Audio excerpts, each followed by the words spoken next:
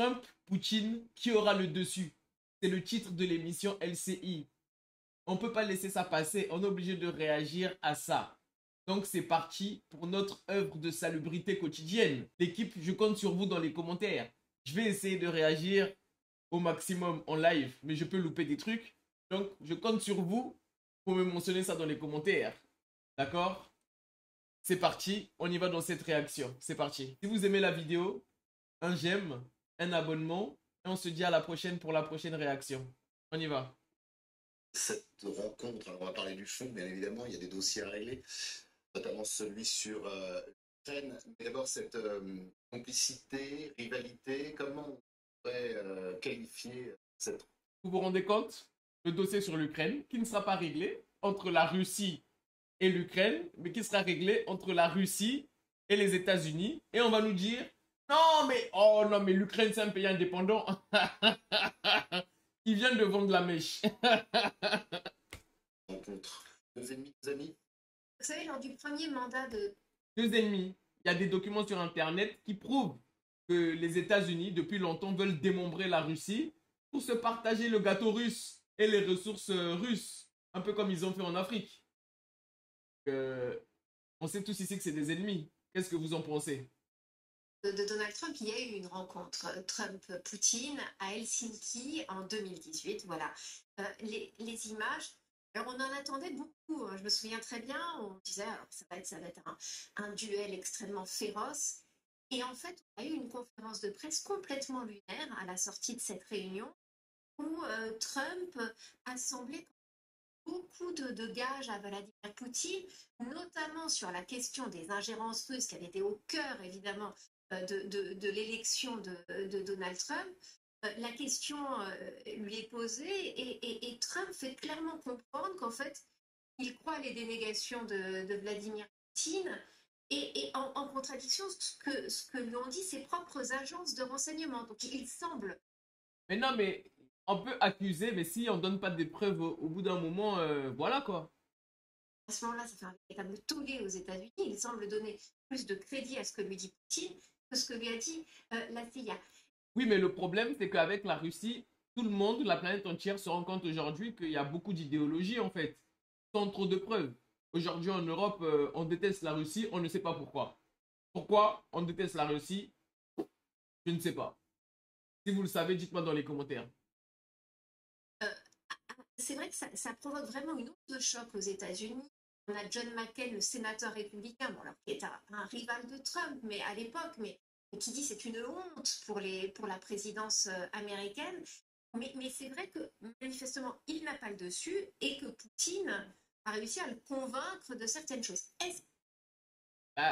En tout cas, aujourd'hui, dans l'état actuel des choses, c'est clair que Trump n'aura pas le dessus. En fait, je ne sais pas si vous vous entendez parler. On est dans un conflit où c'est la Russie qui mène sur le terrain et vous voulez que ce soit les perdants qui ont le dessus. Mais est-ce que vous vous entendez parler? Donc là, combat de boxe, c'est celui qui se fait taper, qui prend le KO, qui va se lever pour aller chercher la coupe. C'est un peu ce que vous demandez là, ça n'a pas de sens. Est-ce que la rencontre qui est en préparation ressemblera à celle d'Helsinki 2018 ou au contraire, est-ce que Trump a compris comment marchait l'animal Poutine? C'est ça la question et ce sera... L'Amérique n'aura pas le dessus sur la Russie parce que sur le terrain, c'est la Russie qui gagne. Enfoncez-vous ça bien dans la tête et dans le derrière. C'est comme ça, que ça vous fasse mal ou pas, c'est comme ça. C'est eux qui gagnent. Personne n'aura le dessus sur eux. Il faut que vous le compreniez, ça. C'est vraiment passionnant à regarder. On va en parler dans un instant. Je voudrais juste qu'on écoute la réaction du Kremlin, parce que cette information donnée par Trump, c'était hier soir, très tard. Et bien évidemment, le Kremlin a réagi il y a quelques instants par l'intermédiaire de son porte-parole. Le président Poutine a déclaré à plusieurs reprises qu'il était ouvert au contact avec les dirigeants internationaux, y compris avec le président des États-Unis, Donald Trump. Il l'a dit à plusieurs reprises. Nous en avons parlé à plusieurs reprises et aucune condition n'est requise. Ce qu'il faut, c'est un désir mutuel et une volonté politique de dialoguer et de résoudre les problèmes existants par ce dialogue. Nous voyons que Trump se déclare également prêt à résoudre les problèmes par le dialogue. Nous nous en félicitons. tout va bien. Si on écoute Dmitry Peskov, tout va bien. On va avancer sur les dossiers. On parlera de l'Ukraine dans un instant, mais on va avancer. Entre un qui ne dit pas la vérité et l'autre qui ment, il y a déjà des points de convergence, si vous voulez. Bon, alors effectivement, tout va bien. Bon, l'histoire des contacts, Alors, lui, il est là. Ça se voit déjà qu'il est... Voilà, là, il y a déjà une petite bouteille de vin qui est passée, là. Non, mais sérieusement, là, sérieusement. Les gars ne peuvent pas être un peu sérieux, quand même. Venez au moins sobre sur les plateaux. on a déjà parlé. J'aimerais quoi me rappeler, d'ailleurs, quand côté on avait dit non, on n'a pas téléphoné, de l'autre côté on a dit ah si, on a Non, mais vraiment, genre... vous n'avez pas l'impression, là, que, voilà, là, il est déjà bien loin, là. téléphoné. Ce qui est certain, c'est que de toute façon, il va y avoir une rencontre. Enfin, une rencontre. Probablement, physiquement. Ce qui est intéressant, c'est de savoir tout, d'ailleurs. Alors, déjà, voilà. Je crois que la Suisse avait fait une offre de service. La Suisse a fait une offre de service, mais bon, il y a quand même le problème du mandat d'arrêt international.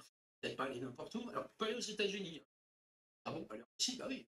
Les États-Unis, contre n'est-ce pas, Ça serait un énorme pied de nez. ce serait un énorme pied de nez. Ils peuvent aller aussi aux Émirats Arabes Unis. Je crois que me rappeler que Poutine était allé quand même assez reçu, assez somptueux. Il peut aller en Turquie. Donc il peut aller aussi en Chine. Ça, c'est peut-être moins évident. La Biélorussie aussi. Minsk, j'avais eu des accords à Minsk, vous voyez. Donc déjà, il faut parler de quoi? Quoi, évidemment, l'arrêt de la guerre. Et quoi, comment? Et puis, est-ce que c'est un dialogue Trump-Poutine? Ou est-ce qu'il faut de temps en temps appeler quand même Zelensky, quand même, relativement intéressé? Les autres. Bah, Zelensky n'a rien à voir. En fait, c'est pas lui qui décide. Tout le monde a compris ici que Zelensky, c'est la marionnette. Comme une marionnette, il bouge quand les ficelles sont tirées. Là, si le patron est occupé à discuter, il ne va pas bouger. Il va rester assis bien gentiment chez lui.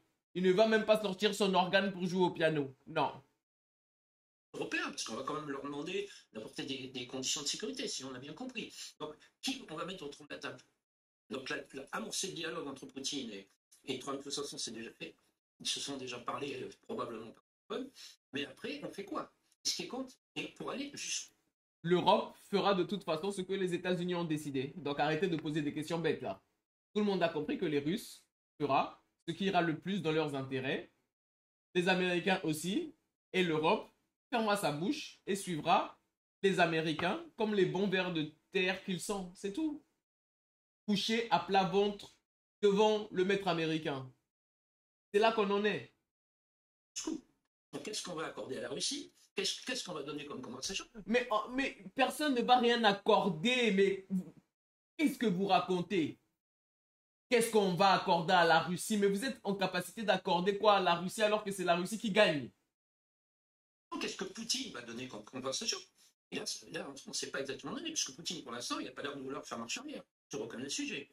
On n'est même pas certain, d'ailleurs, qu'il accepte de discuter avec Vladimir Zelensky. Non, là, vous retournez le problème parce que c'est Zelensky qui a passé une loi pour interdire les négociations avec la Russie. C'est Zelensky qui a fait ça. Dès le début de l'opération militaire spéciale, la Russie a entamé des négociations et un accord était même en signature avec l'Ukraine. Accord qui a été annulé sous l'impulsion européenne. Donc ne venez pas devant nous ici là, retourner le problème ou essayer de mentir aux gens. Ça ne marche pas. On a tous vu ça à la télé. Parce que c'est dans la tête de Poutine, il y a l'idée de mettre à Kiev. Donc tu es dans la tête de Poutine, hein? Ah, donc tu as bu ta bouteille, ça t'a envoyé dans la tête de Poutine là-bas, tu sais ce que Poutine pense, hein? Quelqu'un qui sera plus malléable que de Zelensky. Et nous, on va faire quoi, les Européens? On va dire quoi? Alors, juste. Non, pas quelqu'un qui serait plus malléable. Juste quelqu'un qui irait dans le sens des intérêts russes, comme aujourd'hui Zelensky, on a bien compris, par contre, est malléable par les États-Unis. Donc, ne retournez pas le problème. N'essayez pas de, je sais pas, votre logique pernicieuse, ça ne passe pas. On a déjà lu dedans. Je vous laisse la parole dans un instant. Non. Je voulais dire Zelensky a, je sais pas s'il a anticipé, mais j'ai le sentiment, et c'était hier, qu'il sent quand même le vent d'une bouteille. Il est clair qu'un nouveau chapitre va s'ouvrir pour l'Europe et le monde entier dans à peine 11 jours. Nous aurons à coopérer encore plus, à nous appuyer encore plus les uns sur les autres et atteindre de meilleurs résultats ensemble. Ah bah là, il a compris que le vent il est en train de tourner vu que Trump a déjà émis sa volonté de négocier avec la Russie. Lui, il n'est pas dans la logique de guerre qu'était Biden. Ah bah c'est normal que il essaie de se réorganiser avant que le vent tourne totalement. Est-ce que l'Ukraine ne sera pas le dindon de la farce de cette rencontre? Malheureusement. Ce qui est sûr, c'est qu'en tout cas, il y aura... Et nous aussi, hein, pardon. Oui, oui, bien sûr. Se mettre dans l'eau, les Européens. Faut qu'on parle de l'Europe parce que ça, c'est très important. Mais ce qui est clair, c'est que déjà, Zelensky a dit qu'il ne parlerait pas à Poutine. Donc, il n'y aura pas... Voilà. Et tout à l'heure, le monsieur nous disait quoi? Est-ce que Poutine va vouloir parler à Zelensky alors qu'on sait tous que c'est Zelensky qui ne peut pas négocier. Et ils sont là, ils veulent nous retourner les problèmes ici, comme si on est bête et qu'on peut avaler n'importe quoi maintenant. Trump, Poutine, Zelensky, en tout cas pas maintenant. Il y aura certainement Trump, Poutine, puis Trump, Zelensky. Sur quelle base? Les bases du plan américain qu'on connaît à peu près. Sur les bases de la domination russe sur le terrain. Tout simplement parce que vous ne ferez pas accepter aux gagnants les conditions du perdant. Ça ne marche pas comme ça. Il va falloir que vous l'enfoncez, comme je l'ai dit tout à l'heure, dans la tête et dans le derrière. C'est comme ça. Elles sont assez simples parce que Trump était quelqu'un d'assez simple dans la façon dont il gère ou dont il fait la politique étrangère. C'est de dire, très bien, de toute façon, l'aide américaine, nous, le Congrès contre, il n'y aura plus d'aide américaine, ou en tout cas pas comme ça. Donc il faut geler le conflit à peu près où on est. Sauf que la Russie a très bien dit qu'ils ne veulent pas geler le conflit et qu'ils veulent aller jusqu'au bout de leurs objectifs, qui étaient, je le rappelle ici, comme vous avez l'air de l'avoir oublié, comme vous ne l'écoutez pas, votre monsieur tout à l'heure disait dans la tête de Poutine, mais non, vous n'écoutez même pas ce qu'ils disent. Et Poutine, il a dit que lui, c'est la démilitarisation et la dénazification. Il va aller jusqu'au bout. Et il y a quelques jours, l'Ukraine a utilisé encore des armes longue portée sur la Russie. Poutine avait très bien prévenu que plus on va le frapper, plus il va avancer, plus il va prendre du terrain pour garantir sa sécurité. Donc demain, quand il va attaquer l'Ukraine, on ne veut pas vous entendre. Mais sachez que les perdants n'imposeront pas leurs règles aux vainqueurs. Ça ne s'est jamais vu et c'est pas près d'arriver. Ça n'arrivera jamais dans l'histoire. C'est celui qui se fait bastonner qui reste à terre et qui dort. Bouba a très bien dit. Les vainqueurs l'écrivent, les perdants racontent l'histoire. Vous allez juste raconter l'histoire que la Russie va dire. C'est tout. Zone comme ça, tampon entre les deux. La question, c'est est-ce que Zelensky accepte de perdre 20% de son territoire? Ça peut être peu ou prou. L'élection de Trump, il a changé sur ce sujet. Avant, il disait qu'il n'accepterait jamais. Et à 2 reprises, il a déjà dit qu'il pourrait accepter les territoires tels qu'ils sont aujourd'hui et donc céder ce territoire à Trump, à condition qu'il y ait des négociations après, potentiellement diplomatiques, pour discuter. Et la vraie question, c'est l'OTAN et les garanties de sécurité.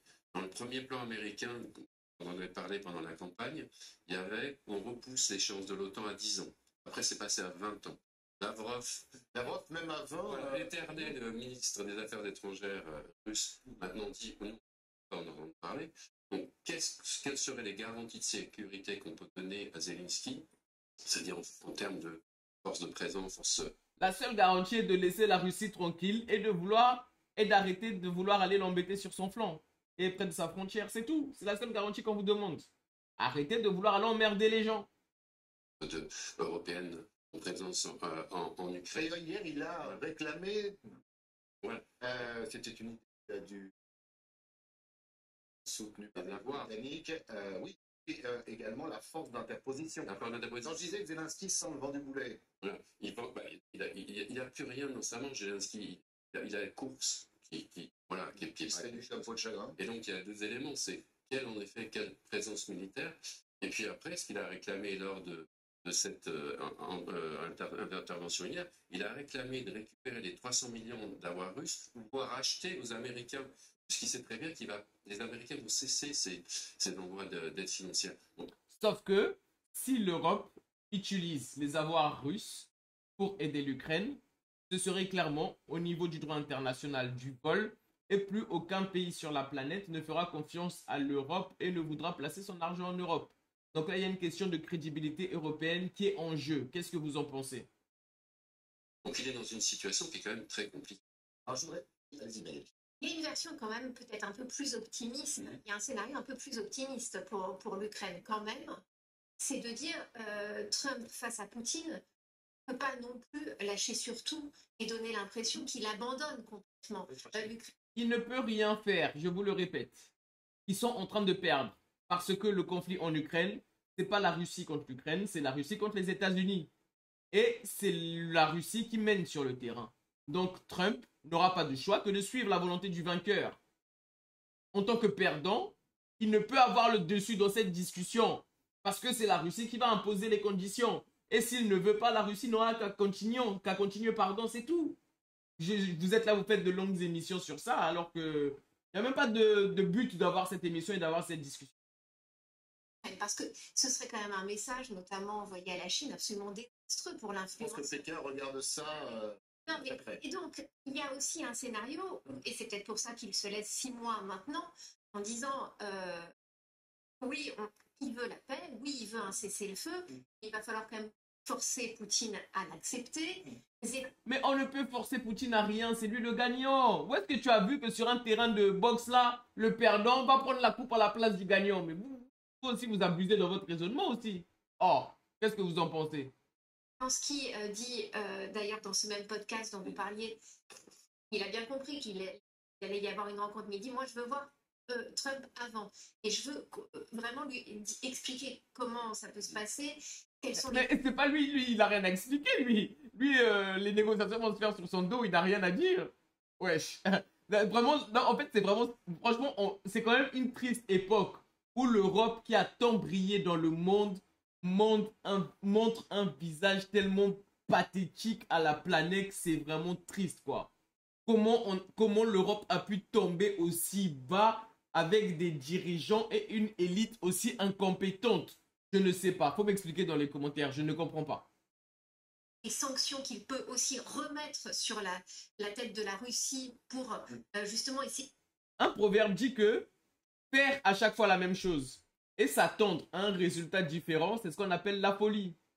C'est-à-dire que là, depuis 2014, on sanctionne la Russie, elle n'a fait que devenir plus forte. Mais pourquoi continuer à faire quelque chose qui ne marche déjà pas?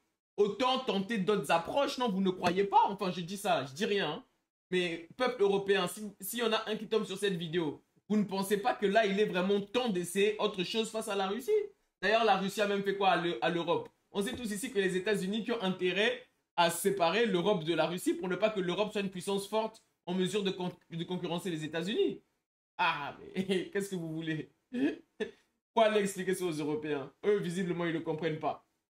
C'est d'étrangler Poutine et le forcer aussi à faire certaines concessions. Il peut pas. On ne peut pas forcer le gagnant.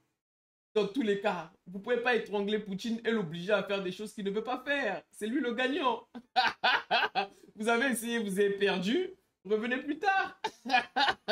Lui qui se présente comme le roi du deal, caché non plus à Vladimir Poutine. Et donc peut-être que quelque part aussi, Zelensky a gagné une sorte de sursis de 6 mois, en temps, au moins le temps que quelque chose puisse se mettre en place véritablement. Est-ce que le titre de faiseur de paix ne suffira pas à Trump pour quelqu'un, ne serait-ce que ça pour quelques mois? Bon voilà, qu'est-ce que vous avez pensé de cette réaction? Donnez-moi vos avis dans les commentaires, je lis tous les commentaires. Si vous avez aimé la vidéo, un j'aime, un abonnement, et on se dit à bientôt pour la prochaine réaction. Bon l'équipe, à bientôt. C'était Héritier Bateke ou le déconstructeur.